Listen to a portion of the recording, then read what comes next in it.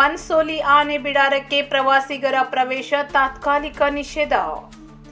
ಜೊಯ್ಡಾ ತಾಲೂಕಿನ ದುಬಾರೆ ಆನೆ ಬಿಡಾರದಲ್ಲಿ ನಡೆದ ದುರಂತ ಘಟನೆ ಬೆನ್ನಲ್ಲೇ ಉತ್ತರ ಕನ್ನಡ ಜಿಲ್ಲೆಯ ಜೊಯ್ಡಾ ತಾಲೂಕಿನ ಪನ್ಸೋಲಿ ಆನೆ ಬಿಡಾರಕ್ಕೆ ಸಾರ್ವಜನಿಕರ ಪ್ರವೇಶ ಹಾಗೂ ಆನೆ ವೀಕ್ಷಣೆಗೆ ತಾತ್ಕಾಲಿಕ ನಿರ್ಬಂಧ ಹೇರಲಾಗಿದೆ.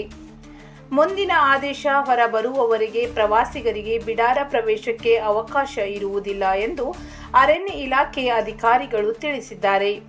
ಪ್ರವಾಸಿಗರ ಸುರಕ್ಷತೆಯನ್ನು ಗಮನದಲ್ಲಿಟ್ಟುಕೊಂಡು ಮುನ್ನೆಚ್ಚರಿಕಾ ಕ್ರಮವಾಗಿ ಈ ನಿರ್ಧಾರ ಕೈಗೊಳ್ಳಲಾಗಿದೆ. ಪನ್ಸೋಲಿ ಆನೆ ಬಿಡಾರದಲ್ಲಿರುವ 5 ಆನೆಗಳ ಆರೈಕೆ, ಮೇಲ್ವಿಚಾರಣೆ ಮತ್ತು ನಿರ್ವಹಣಾ ಕಾರ್ಯಗಳನ್ನು ಸಿಬ್ಬಂದಿ ಎಂದಿನಂತೆ ಮುಂದುವರಿಸಿದ್ದಾರೆ.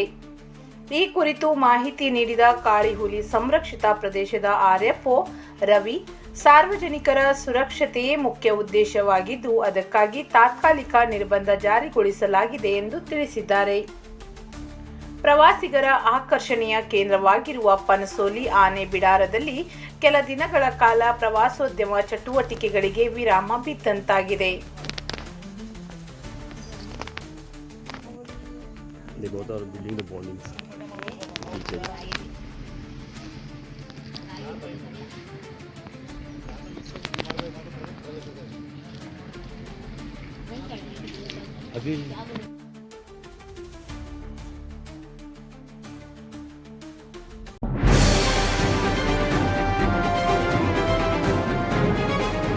ಇದು ಖಾಲಿ ಡಿಜಿಟಲ್ ವಾಹಿನಿ, ಸತ್ಯ ಮತ್ತು ಸ್ಪಷ್ಟ ಸುದ್ದಿ.